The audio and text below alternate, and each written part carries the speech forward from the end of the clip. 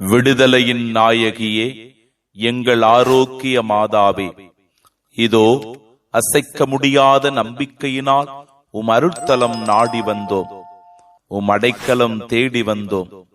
ஏழைகளின் குறை தீர்க்கும் அம்மா, கஷ்டப்படுவோரின் தயமிகு அன்னையே, தீராத துன்பங்களிலிருந்து எங்களை விடுவித்து காத்தருளும். எங்களை வாட்டி வதைக்கும் நோய்களிலிருந்து எங்களை இயேசுவிடத்தில் பரிந்து பேசி மீட்டருளும்.